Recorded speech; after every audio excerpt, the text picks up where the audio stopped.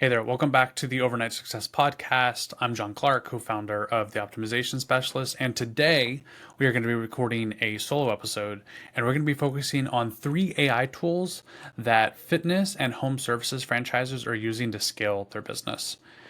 So I don't know if you know this or not, but on average, the small business is missing 62% of the calls coming in after hours. Now, for a franchisor, hopefully you're not getting calls after hours, but many of your locations probably are, whether that's them just checking in on pricing or them just trying to figure out exactly when hours are open or things like that. And so, in this episode, I want to show you how different franchisors, again, both in the fitness space and the home services space, are using AI to stop losing leads, starting more conversations, and freeing up their team. At the Optimization Specialist, we're really focused on saving as much time as possible so you can focus more on your business instead of working inside of it. And so using AI today is a great way to do that. We don't need to let AI take over, but we do want to use it as a tool to help you scale your business. So we're looking at 3 main tools today, which is AI voice for calls, AI chat for messaging, and AI for content creation. So let's dive into AI voice. So there's a lot of different solutions out there. The one I'll talk about is really what we use inside of the optimization toolkit, and really how different franchisors, or really more at the locations, the franchisees can be using this to help scale their business and just let them focus on the other items inside of their business. And so an AI voice assistant is what answers calls with a natural voice. Google came out with something similar to this a long time ago. Their first demo was essentially, hey, let me call a restaurant and try to see if they have any openings or things like that. And as a person, it's almost impossible to tell that you're talking to an AI. AI has come so far that is very natural. They have pauses and ums and very much natural language inside of there. And so with the AI voice, one, this can definitely answer all of your calls after hours. So think of a landscaping company or a plumbing company. Hey, I've clocked out for the day. It's after 6 o'clock at night or whatever time you close. And people are still calling in with potential emergencies or to check pricing or maybe just to schedule an appointment because they want you to show up tomorrow at 10 a.m. to come and check on a leak at their house. And so rather than you answering this while you're sitting at the dinner table with your family, you can have AI voice answer the call and talk them through and answer any possible questions. In worst case scenario, it can still transfer the call to you. And so by giving it enough information, the AI voice can really talk people through, ask the same exact questions that you would have, typical like qualifying leads, and then answer any questions they might have and get them ready either to book an appointment or at least set up a call for a future conversation. So at the franchisee level, it might just be as simple as, again, booking a 10 o'clock a.m. appointment for your plumber or landscaper. And then if you're a franchisor looking at franchisees, it's understanding a little bit more information and trying to set up a call as a potential lead for a new franchisee location. But again, all of this is happening after hours, and it was really answering those questions that you answer on the daily. Even during the day, if for instance you have one person in the office and they're on the phone with somebody and then somebody else calls in, can't answer right away, we can also answer those. And again, typical questions that we're asking, that your front desk might be asking, but at least that call doesn't go unanswered. And we're making sure that they don't move on to the next person. In the home services space, I think this is critical because for me, I'm looking up plumber near me. I'm starting at the top of the Google listing, and I'm going to keep calling places until somebody picks up and answers and they have a good price and they're in line with what I was expecting. So AI voice can answer that. Before AI voice, we had a very simple, and we still have today, which is a missed call text back, which essentially, if you're on a call and you're a solopreneur and you are the main person doing the plumbing work and somebody calls you and your hands are filled because you're fixing some leak or fixing something in the wall, then you could immediately send a text message to kind of continue that conversation. That was a great way to at least keep leads attached and attracted to your business. Now with AI voice, we can actually have a conversation with them and get the questions and answers that we need in order to continue and potentially get business with that person. So AI voice is great. There's different language, there's different voices and different tones that you can use. You can train this AI voice to answer those basic questions and really keep that lead interested in your business instead of moving on to the next. Next, let's look at AI chat. At this point, you've probably interacted with a chatbot some way or another, whether it's you reaching out to a business for support and they're answering basic support questions, or in some cases, they might be doing outreach to you and trying to do some lead generation and you're talking to an AI. But for me, AI chatbots are great for, again, kind of that common question and answer. And so what we love in the toolkit is we can put a chatbot on your website. So when somebody goes to your website and they have a question, they can reach out. We did this with Evolve, which we talk about all the time. They are an amazing recovery lab. Think saunas, cold plunges, everything you need in order to recover. And they're right now based out of Texas. And a lot of times people call into the front desk while they're working with somebody else and they just want to know, hey, is my water bottle there? Hey, can I just come in at any time? There's a list of frequently asked questions that they call in all the time, and your front desk, who is really trying to support the person right there in front of them, keeps getting pulled away to answer the phone. So, with this, if somebody's on your website, they can reach out and have a lot of basic questions answered.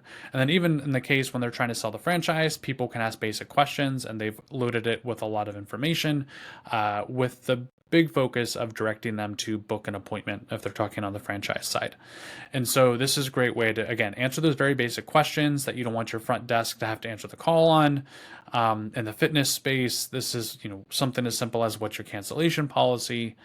Really just kind of having that back and forth conversation through text. Some people don't always want to call, or if they do call and you don't have AI voice and you're busy, they might want a quick answer on something. So AI chat is great in the home services business, especially if somebody is just inquiring pricing on landscaping. You can have that AI chatbot close the deal. And so if they have enough information from training and they can ask the right questions to this potential client, they can very much use that to book an upcoming appointment, or at least book the time to go get a quote. If it's landscaping, you might have to go out to that location and understand before you give them a direct quote for lawn maintenance. We actually have a junk removal company, one of our clients, that uses this, and this is great. Like, they've given it all of the details as far as how they do their pricing, and it's able to give ranges. It doesn't give them a hard and fast quote, but it might say, hey, what items do you have? Oh, you have a refrigerator and a dresser. That's going to be anywhere between, let's say, 150 and 250. So again, won't give quite direct quotes because they don't want to hold that as a contract, but they do at least want to start giving those quotes. And again, as they're dealing with customers and dispatching their vehicles to go manage the junk removal, something as simple as, hey, what pricing can I get for this, back and forth, is really powerful to use AI chat. So again, this is giving you more time back. This is answering the basic questions. If you have a templated way in which you typically qualify a lead, you can hand all of that over to the AI and answer that. And the cool thing I like about the toolkit is you can give thumbs up and thumbs down based on the AI responses, which then helps dial that AI in even further. So in the beginning, it's not going to be the greatest, and you can definitely test it and tell it, oh, this was a good answer, this was a bad answer.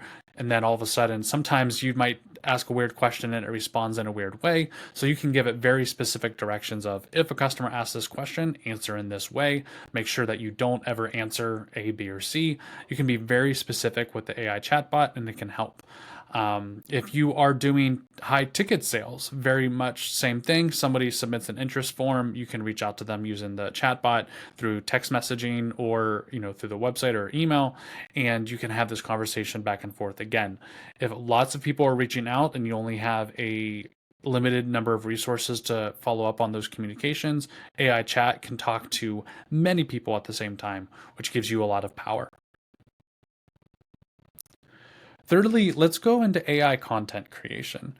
A lot of people know with ChatGPT, many cases we're relying on it to create content for us.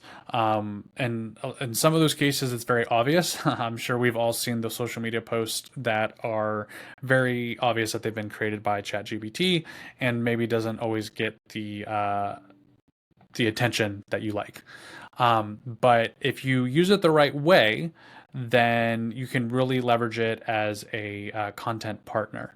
And in a lot of cases, I like to start off with a draft of something and then have ChatGPT kind of revamp it and make it a little bit more powerful. I think that's always a big deal, because if you just say, hey, generate this item, then if generate this content, it's not going to go quite as far.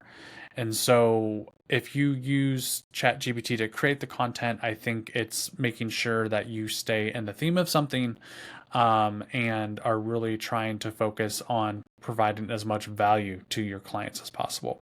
So in a fitness example, something basic of, write 5 Instagram captions for transformation photos using this tone, and then kind of go into details on that. I like to have conversations back and forth with ChatGPT on this of, I'm trying to come up with content for this week. I want to focus on X, Y, or Z. Ask me a few questions one at a time that will help us create an amazing content campaign or a social media campaign that's going to add value to our clients and make them interested in my brand. And so that's a lot better than just make 5 gym posts or something like that. That this is really making sure that you're kind of going back and forth with ChatGPT, helping build in, dial in a little bit more versus just create 5 really kind of non-creative versions of that social media post. So AI content creation is great, and now with ChatGPT's image generation, it's really good, that you can almost create those images yourself, or at least it gives you a lot better direction. Before, with the image generation, it wasn't that great, and in some cases, I'll have it create the content, and then I'll ask it what would be a really good prompt for an image, and it'll generate 2 or 3 sentences of what the image should look like, and then I just ask ChatGPT to create that image using that. For some reason, from what I've found so far with ChatGPT, if you say, hey, make an image for this, it doesn't seem to do as strong as if you ask it to create a very specific prompt and then you basically just use that prompt back to ChatGPT. So I think that's a really big deal. From a franchisor tip, I think giving franchisees templates or AI prompts to keep brand consistency while saving time.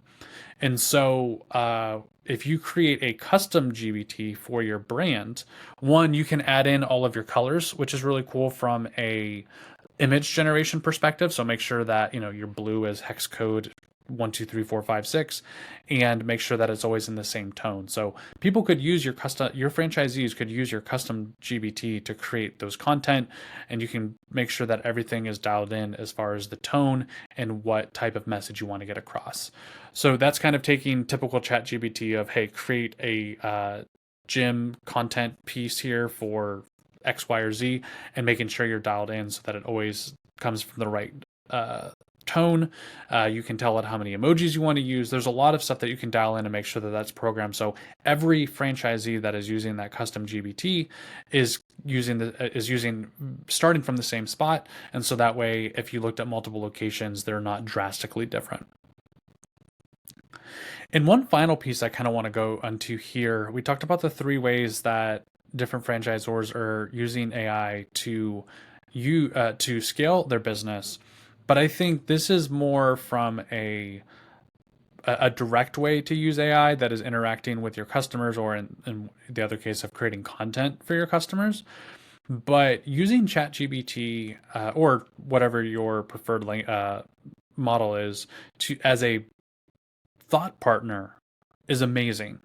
And I've talked to people, and I'm working on creating this, but essentially you can create your own board of directors based off of somebody that you think highly fits within your business model.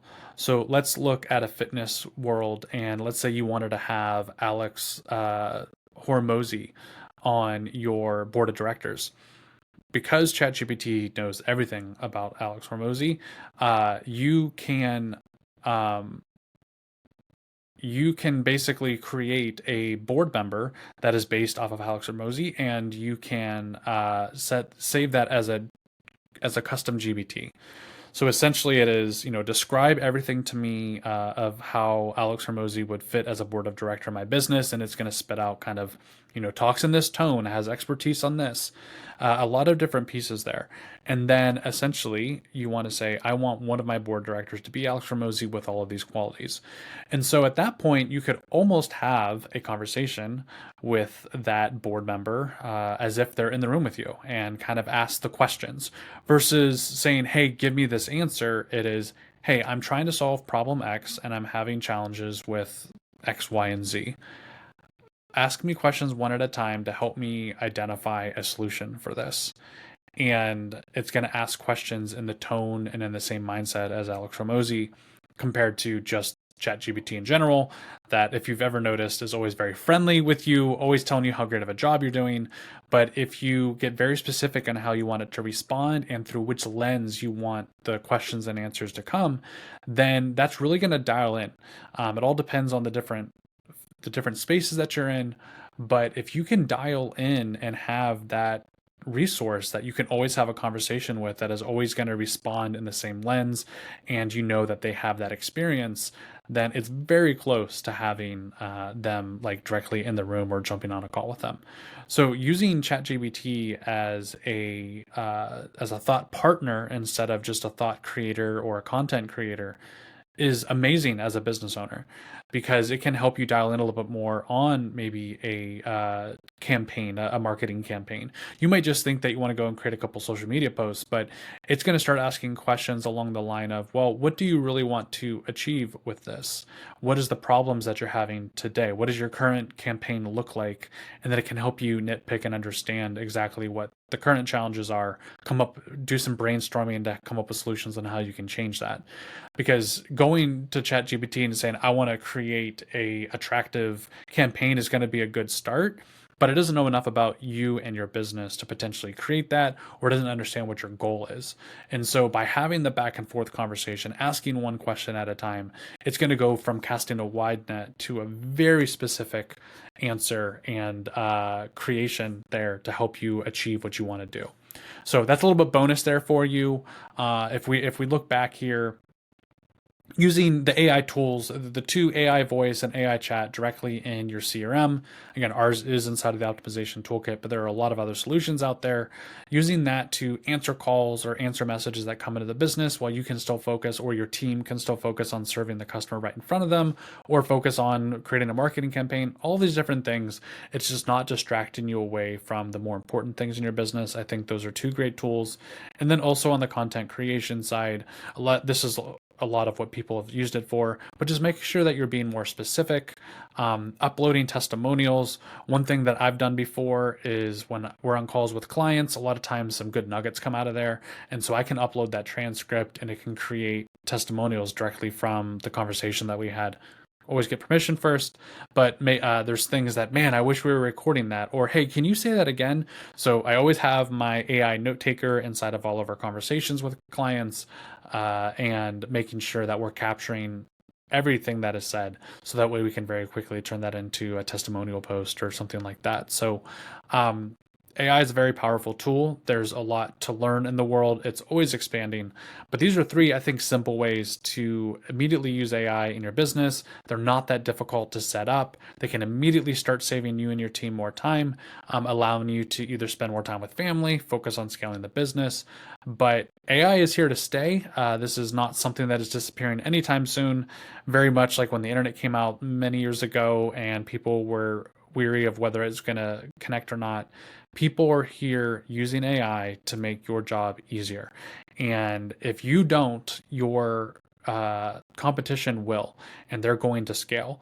So if you're a landscaping company and you're not using AI and your competitors are, they are likely starting to get more leads. They're not letting leads slip through. And using AI as a tool is really going to help. I understand sometimes we want to have that personal touch, which is great. Using both the AI voice and the AI chat as a backup, I think, is a great solution. You might not want it to handle all of your business, but using it to handle cases where you can't answer right away, whether it's after hours or somebody is already on the phone with somebody else, use this as a way to not lose those leads, because attention is short. And if they move on to the next person, that is revenue that is just being thrown out the window. So I'm curious how other people are using AI. If you're using AI in your business today, let us know in the comments how it has saved you time, how it has helped scale your business. And if you aren't using AI, highly recommend looking into AI voice, AI chat. And if you haven't started using ChatGPT yet, start playing around with that. There's plenty of videos across YouTube, plenty of articles on how to kind of get started with that. But this should be an everyday companion, whether it's for personal questions or it's helping scale your business. Use AI throughout your day, and your life will become infinitely easier. If you have any questions, drop them in the comments below, and I will see you next time on the next episode of the Overnight Success Podcast.